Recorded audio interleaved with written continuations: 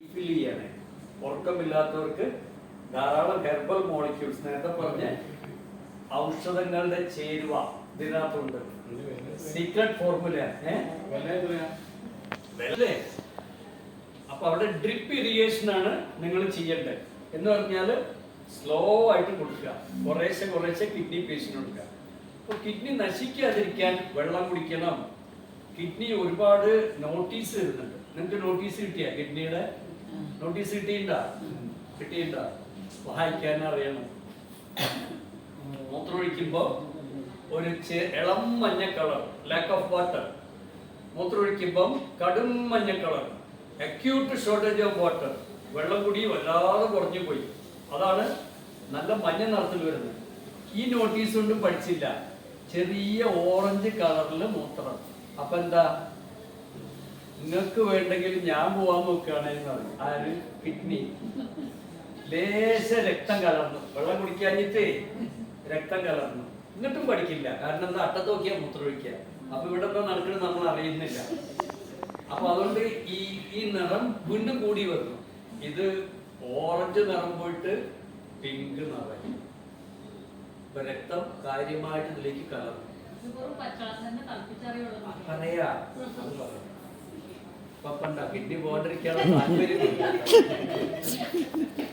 പറഞ്ഞ ഈ താല്പര്യം വേണം. അതാണ് ഈ ക്ലാസിന്റെ ഒക്കെ ഒരു സുഖം എന്ന് പറയുന്നത്. നിങ്ങൾക്ക് കൂടുതൽ കാലം ആരോഗ്യത്തോടു കൂടി രോഗമില്ലാതെ ജീവിച്ചിരിക്കാൻ താല്പര്യം ഉണ്ടെന്നാണ് ഇതിന്റെ അർത്ഥം. അതുകൊണ്ട് അതിന് ഏറ്റവും സഹായിക്കുന്ന കാരണം കിഡ്നിയാണ്. അപ്പൊ അതിന് കിഡ്നിയെ നമ്മൾ എപ്പോഴും വാച്ച് ചെയ്യും. രാവിലെ എണീറ്റ് മൂത്രമൊഴിക്കുമ്പോൾ അയാളുടെ ആദ്യത്തെ ഭാഷയാണ് ആ മൂത്രത്തിൽ നിറം.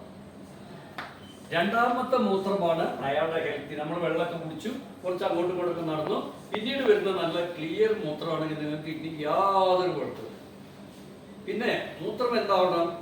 Speed and full. നമ്മളൊക്കെ ചെറിയ കുട്ടികളായിരുന്നപ്പോ മതിൽമലിട്ട് ഒരു പിടുത്തമുണ്ട്. കുഞ്ഞു കുട്ടികളായിരുന്നപ്പോ അപ്പൊ ഇങ്ങനെ നിരന്ന് നിൽക്കും 8-10 കുട്ടികൾ. അന്റെ മൂത്രമാണോ നീളത്തിൽ പോണ, എന്റെ മൂത്രമാണോ? അല്ല, കിഡ്നിയുടെ ആരും ഞാൻ തമാശക്ക് ചിരിക്കാൻ പറഞ്ഞല്ല. ചെറിയ കുട്ടികളല്ലേ, 5-6 വയസ്സുള്ള കുട്ടികൾക്ക് നിരന്ന് നിൽക്കുക. അന്നത്തെ ഒരു ശരീരത്തിന്റെ ഭാഷയെ നമുക്കറിയില്ല. പക്ഷെ കുട്ടികളായിട്ട് നമ്മൾ എന്ത് ചെയ്യും? ഇവനെ തോൽപ്പിക്കാൻ നേരെ മുമ്പോട്ട് പിടിക്കും, അവൻ നമ്മളെ തോൽപ്പിക്കാൻ മുമ്പോട്ട് പിടിക്കും. വേറെ ചില വിക്രികളൊക്കെ ഉണ്ട്. പക്ഷെ ആ സമയത്ത് എന്താണ്ടാന്ന്, മൂത്രം ഫുള്ളായിട്ട് സ്പീഡായിട്ടും സ്ട്രോങ് ആയിട്ടും. അത് കിഡ്നിക്ക് ആരോഗ്യമില്ലാത്ത കിഡ്നി കൂടെ എങ്ങനെ മൂത്രം കൂടെ 12 മിനിറ്റ് കൊണ്ട് ദഹിക്കും. തണുപ്പിച്ച വെള്ളം 24 മിനിറ്റ്, തിളപ്പിക്കാത്ത പച്ചവെള്ളം 3-4 മണിക്കൂർ. അപ്പൊ ഏതാ കഴിക്കണ്ടേ? ചൂടുവെള്ളം. പഴയ കാലത്ത് ചൂടുവെള്ളം കുടിക്കരുന്ന എല്ലാവരും നോർമൽ വാട്ടർ. കൊറോണ വന്നപ്പം ചൂടുവെള്ളം. ലോകം മുഴുവൻ മാറി. ഞാൻ 25 കൊല്ലമായിട്ട് തന്നെയാ പറയുന്നത്. ഇവിടെ ആദ്യമായിട്ടാണ് വരുന്നത് എടക്കര. നിലമ്പൂരൊക്കെ ഒരുപാട് ഞാൻ പ്രോഗ്രാമിന് വന്നിട്ടുണ്ട്. എടപ്പര ഒരു പക്ഷെ ഈ ഹാളിൽ ഞാൻ ആദ്യമായിട്ടാണ്. ചൂടുവെള്ളം കുടിക്കാനാണ് ഞാൻ പറയുന്നത്. ഇതിപ്പോ എനിക്ക് ഇർഷാദ് തരാഞ്ഞിട്ടാ പച്ചവെള്ളം കുടിക്കുന്നത്. എന്താ ചെയ്യുന്നത്? ദഹനശക്തി കൂട്ടും, ശരീരത്തില് നാഡീഞരമ്പുകളുടെ ആയുസ്സും ആരോഗ്യം കൂട്ടും,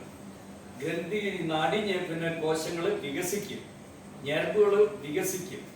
തിളപ്പിക്കാത്ത പച്ചവെള്ളം ഇതൊന്നും ചെയ്യില്ല. പിന്നെ വേറെ ഒരു കാര്യമുണ്ട്. ഈ പ്രകൃതി ചികിത്സ എന്ന് പറയും വെള്ളം തിളപ്പിക്കരുത് എന്നൊക്കെ കേട്ടില്ല നിങ്ങള് അല്ലേ? ചിലരെങ്കിലും ഈ മൈ ലൈഫ്, എന്റെ ലൈഫ്, നിന്റെ ലൈഫ് എന്നൊക്കെ പറഞ്ഞ് നടക്കുന്ന ആൾക്കാർ ചിലപ്പം ഇത് ഈ തിളപ്പിച്ച വെള്ളം കുടിക്കാൻ സമ്മതിക്കില്ല. എന്താ കാരണം?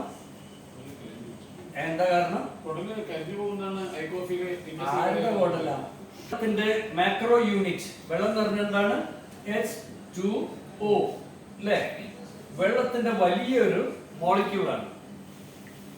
ഈ വലിയ മോളിക്യൂള് ഞാനിപ്പോ അതാ ചെയ്യുന്നത്. ഈ വെള്ളമാണ്, തിളപ്പിക്കാത്ത പച്ചവെള്ളമാണ് ഞാൻ കുടിച്ചത്. It's A macro unit of water. Macro unit എന്ന് പറയും.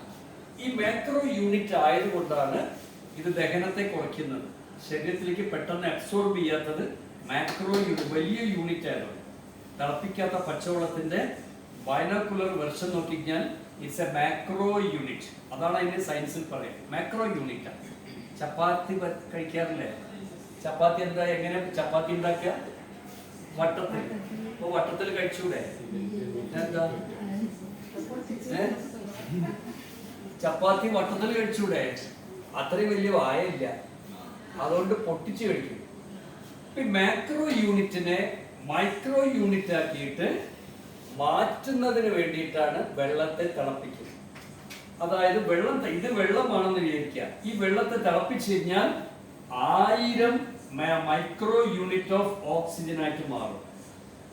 കേട്ടില്ലേ? മനസ്സിലായ? ഇതെല്ലാം H2O ആണ്, വെള്ളമാണ്. തിളപ്പിച്ചപ്പോ വെള്ളത്തിന്റെ കണികകള് 1000കണക്കിന് ചെറു കണങ്ങളായിട്ട് ബ്രേക്ക് ഡൗൺ ചെയ്യപ്പെട്ടു. അതാണ് അതിന്റെ ഇംഗ്ലീഷിൽ പറയാം, ബ്രേക്ക് ഡൗണിങ്. ചെറിയ കണികളായിട്ട് വിഭജിക്കപ്പെടുക. അതിനാണ് വെള്ളം തിളപ്പിച്ചു കുടിക്കുന്ന സമയത്ത് ഈ ചെറിയ മൈക്രോ യൂണിറ്റുകളാണ് വേഗം ദഹിക്കുന്നത്. ഇത് വേഗം ദഹിക്കില്ല, ഇത് വേഗം ദഹിക്കും. പിന്നെയുള്ള ചോദ്യം എന്താണ്? അണുക്കള് നശിച്ചു പോകും. തിളപ്പിച്ചാൽ അണുക്കൾ നശിക്കും. ചിലര് പൊട്ടത്തരം പറയുന്നുണ്ട്, ഓക്സിജൻ നശിക്കും. വെള്ളം തിളപ്പിച്ചാൽ ഓക്സിജൻ എവിടെയാ നശിക്കുന്നത്? പാത്രത്തിന്റെ അടിയിൽ ഒരു തുള്ളി വെള്ളം വരുന്നവരാ, വെള്ളമുണ്ട് അതിൽ അല്ലേ? ആ വെള്ളം ഉണ്ടെങ്കിൽ ആ വെള്ളം എന്താണ്? H2O ആണ്. പിന്നെ ഇവിടെ ഓക്സിജൻ പോണ്. ഓക്സിജൻ അതിൽ തന്നെയുണ്ട്. നിങ്ങൾ പറയുന്നത് ഈ മൈക്രോബ്സ് ബാക്ടീരിയ ആണെങ്കിൽ ഞാൻ നേരത്തെ പറഞ്ഞു 2 ആക്ഷൻ ഉള്ളൂ മൈക്രോബ്സിന്.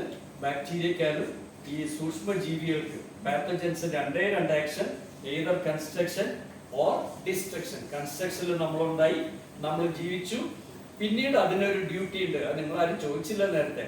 കൺസ്ട്രക്ഷൻ നടക്കുന്ന പോലെ തന്നെ ഡിസ്ട്രക്ഷൻ നടക്കും. അല്ലെങ്കിലോ ഒരു 100 കൊല്ലം മുമ്പ് മരിച്ചു പോയിട്ടുള്ള മൈമദാക്ക ആ അവിടെ എപ്പോഴും ഉണ്ടാവൂലേ? അത് മണ്ണിനോട് മണ്ണായിട്ട് ചേരണം. 50 കൊല്ലം മുമ്പ് മറിഞ്ഞു വീണ തെങ്ങ് ഇപ്പോഴും ഉണ്ടെങ്കിൽ എന്താ അവസ്ഥ? 2 കൊല്ലം മുമ്പ് ചത്തുപോയ പൂച്ചെപ്പോഴും അങ്ങനെ കിടക്കുകയാണെങ്കിൽ എന്താ അവസ്ഥ? അതിനെ മണ്ണോട് മണ്ണാക്കുന്നത് ആരാണ്? ഈ സൂക്ഷ്മജീവികളാ. അപ്പൊ സൂക്ഷ്മജീവികളെ നമ്മൾ സല്യൂട്ട് ചെയ്യണം.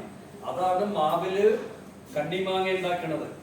ആ കണ്ണിമാങ്ങയെ മൂപ്പിക്കുന്നതും സൂക്ഷ്മജീവികളാ, അതിനെ പഴുപ്പിക്കുന്നതും സൂക്ഷ്മജീവികളാ, അതിനെ താഴോട്ടിടുന്നതും സൂക്ഷ്മജീവികളാ. അവിടെ അതിനെ ചീഞ്ഞ് പോകത്തക്ക രീതിയിൽ പ്രവർത്തിക്കുന്നത് ഇവർ തന്നെ. അവിടുന്ന് ആ അണ്ടിന്ന് പുതിയ മാവ് ഉണ്ടാകുന്നത് ആരാ? ആക്കുന്നത് ആരാ? ആരോഗ്യമന്ത്രി വീണ ജോർജാണാ? അല്ല, അത് തന്നെ ഉണ്ടാവുകയാണ്. അത് ഈ സൂക്ഷ്മജീവികളുടെ പ്രവർത്തനത്തിലാണ്.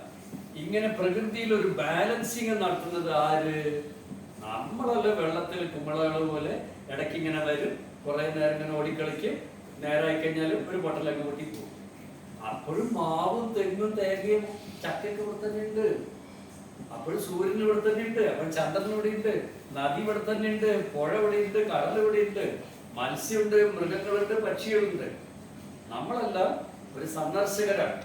അപ്പോ മാക്രോ യൂണിറ്റ് ഓഫ് ഓക്സിജനെ മൈക്രോ യൂണിറ്റ് ആക്കി ബ്രേക്ക് ഡൗൺ ചെയ്യാൻ വേണ്ടിയിട്ടാണ് വെള്ളത്തെ തിളപ്പിക്കുന്നുണ്ട്. ദഹനം കൂടും, പിന്നെ വേണ്ടാത്ത ബാക്ടീരിയ പോകും. ഇനി ഇതിൽ ബാക്ടീരിയ നശിക്കുന്നു പറഞ്ഞു. വെള്ളത്തിന്റെ ബാക്ടീരിയ വെള്ളം തുറന്നു വെച്ചു, തിളപ്പിച്ചു, ബാക്ടീരിയ പോയി, കൺസംഷൻ. അപ്പൊ ഇത് കുറച്ച് കഴിഞ്ഞപ്പം നോർമൽ ടെമ്പറേച്ചറിലേക്ക് വന്നു. ഈ യൂണിവേഴ്സൽ പാത്തജൻസ് മുഴുവൻ ഇതിലേക്ക് വീണ്ടും ഹിറ്റ് ചെയ്യും. മനസ്സിലായ? ചപ്പാത്തിയിലുണ്ട്, മണ്ണിലും വീട്ടിലും തൂണിലും തുരുമ്പിലും ഒക്കെ ഞാൻ ഇരിക്കുന്നു എന്ന് പറഞ്ഞ ആരാ? ഈ ബാക്ടീരിയ തന്നെ. ഇനി തുരുമ്പിൽ ഇത് ഇല്ലാന്ന് വെച്ചോ, ഇതെങ്ങനെ ഇരുമ്പിലില്ല, ചെയ്യുമ്പോ എങ്ങനെ തുരുമ്പാവുന്നു? ഇത് തന്നെ പണി. നമ്മൾ ഉപയോഗിക്കുന്ന കിടക്ക എങ്ങനെ കേടുവരുന്നു? ഇതാ പണി. നമ്മുടെ വസ്ത്രം എങ്ങനെ അழிഞ്ഞു പോകുന്നു? ഇതാണ് പണി. അപ്പൊ ഇതെല്ലാം ഉള്ളതാണ്. ഞാൻ പറഞ്ഞു വരുമ്പം കുറേ കാര്യം പറയാണ്ട് നിങ്ങൾ എന്ത് ചെയ്യാ?